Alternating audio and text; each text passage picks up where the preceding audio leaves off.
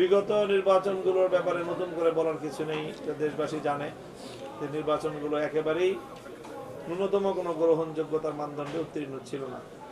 এবারে নির্বাচন নিয়ে স্বভাবতই দেশের মানুষের মধ্যে বিপুল আগ্রহ এবং তাদের মধ্যে ব্যাপক উৎসাহ, বিশেষ করে তরুণ ভোটার যারা আছে, যারা প্রায় 35 ইয়ার্সের আন্ডার যারা, তারা সকলেই নতুন ভোটার। বাংলাদেশে একটা এক আশ্চর্য রকম বিষয়, তারা সকলে মুখিয়ে আছে একটি উৎসব মুখর পরিবেশে নির্বাচনে অংশগ্রহণ করবে। সরকার এই বিষয়ে বারবার তারা তাদের প্রত্যয়ের ঘোষণা দিচ্ছে, কিন্তু আমরা এখনো এই বিষয়টা পরিপূর্ণ আশ্বস্ত না যে সম্পূর্ণ লেভেল প্লেইং ফিল্ডে সরকার নির্বাচনটা করতে পারবে। কারণ আমরা লক্ষ্য করছি যে প্রশাসনের লোকজনের মধ্যে আমাদের দেশে একটা মনোভাব থাকে, মনোবৃত্তি থাকে যে তারা এই সম্ভাব্য যে কোনো বা যেই দলের কোনো দলের প্রতি বায়াস্ট হয়ে যাওয়া। অতীতে যারা ক্ষমতায় থেকেছে কোনো না কোনো সময় দেখা যায় যে যেই দল ক্ষমতায় থাকে তাদের নিয়োজিত অনেক লোকজন প্রশাসনে থাকে, সেই হিসাবে প্রশাসনের লোকজন আর বিগত 15 বছর যারা রাষ্ট্র ক্ষমতা দখল করেছিল তারা ব্যাপকভাবে প্রশাসনকে দলীয়করণ করেছে।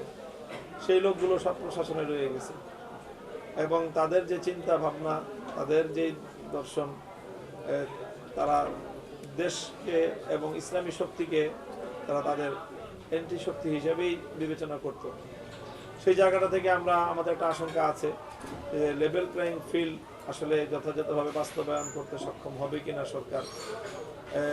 এখন পর্যন্ত আমরা এই বিষয়ে যথেষ্ট আপত্তি করার মতো বিভিন্ন ঘটনা সংঘটিত আছে এবং বিভিন্ন জায়গায় প্রশাসনের যে আচরণ সেটাও সম্পূর্ণ একেবারে নিরপেক্ষ বা সমতার ভিত্তিতে তাদের আচরণ আমরা পরিপূর্ণভাবে সার্টিফাই করতে পারছি না। কাজে আমরা এই বিষয়ে শঙ্কিত শেষ পর্যন্ত আমরা নির্বিঘ্ন এবং লেভেল প্লেইং ফিল্ড আমরা পাবো কিনা। ঠিক আছে, প্রথমে বলি, এখানে আমরা কোনো জোট করছি না। এবারের আমাদের যে নির্বাচন পলিসি, আমরা কোনো জোট করছি না, নির্বাচনী আসন সমঝোতা হচ্ছে, এটা আগাগোড়াই আমাদের এই আলোচনা। তো আমরা এরকম চিন্তা করছি না যে সমঝোতাটা শেষ পর্যন্ত হবে না, এমন চিন্তা আমরা করছি না। আমরা অনেক দূর পথ পাড়ি দিয়ে এসেছি এবং আমাদের দলগুলোর প্রিপারেশন অনেকটা সেরকমই যে আমরা সমঝোতার ভিত্তিতে ইলেকশন করব। অন্যথায় আমরা বাংলাদেশ খেলাফত মজলিসের পক্ষ থেকে প্রায় 268টি আসনে আমরা আমাদের প্রার্থী ঘোষণা করেছিলাম। অবশিষ্ট আরো 32টা প্রার্থীও আমাদের প্রস্তুত ছিল। 300 আসনই আমাদের একক দলীয়ভাবে নির্বাচন করার প্রস্তুতি আমাদের ছিল, কিন্তু আমরা সেদিকে আগেইনি। আমরা দেশের বৃহত্তর স্বার্থে দেশপ্রেমিক এবং ইসলামী সংগঠনগুলোর ঐক্যবদ্ধ একটি ওয়ান বক্স পলিসির নীতিতে আমরা নির্বাচন করার যেই চেষ্টা দীর্ঘদিন ধরে করছিলাম। বিশেষ করে যে জুলাই বিপ্লব, সেই জুলাই বিপ্লবের ভিত্তিতে বাংলাদেশের রাজনৈতিক বন্দোবস্তের যে একটা আমূল পরিবর্তনের যে স্বপ্ন, যে আকাঙ্ক্ষা জুলাই বিপ্লবের, সেই আকাঙ্ক্ষাটাকে আমরা শ্রদ্ধা করতে চেয়েছি এবং সেই জন্যই আমরা ওয়ান বক্স পলিসিতে আগামী নির্বাচনটা প্রতিদ্বন্দ্বিতা করতে চাচ্ছি। আমাদের সকল প্রিপারেশন সেরকমই, কাজে আমরা ভিন্ন কিছু চিন্তা করছি না।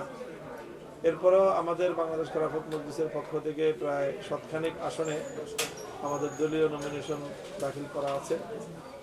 তো আমরা আশা করছি যে আমাদের মধ্যে শেষ তক একটা সমঝোতা হবে এবং সেই সমঝোতার ভিত্তিতে আমরা নির্বাচনে আমরা প্রতিদ্বন্দ্বিতা করবো ইনশাআল্লাহ। আসলে আসন সমঝোতার বিষয়টা স্থানীয় কোনো দায়িত্বশীলদের বিষয় না, এটা অবশ্যই কেন্দ্রীয় কমিটির বা কেন্দ্রীয় সংগঠনগুলোর নীতি নির্ধারণী বিষয়। বাংলাদেশ জামাতে ইসলামী, ইসলামী আন্দোলন, বাংলাদেশ খেলাফত মজলিস, এনসিপি, আমরা সকলেই কেন্দ্রীয়ভাবে বিষয়গুলো ডিসাইড করে আমরা একটা চূড়ান্ত প্রার্থী তালিকা প্রকাশ করব। তো সেখানে শেষ পর্যন্ত যে আসনে যাকে ঘোষণা করা হবে সেই আমাদের সমঝোতার পক্ষ থেকে 11 দলের পক্ষ থেকে চূড়ান্ত প্রার্থী হিসেবে গণ্য হবে।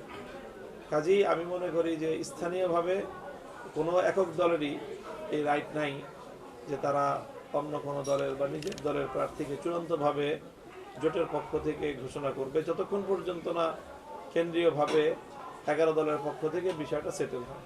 এর আগ পর্যন্ত কারো এককভাবে কোনো প্রার্থীকে চূড়ান্ত বলার কোনো সুযোগ নেই।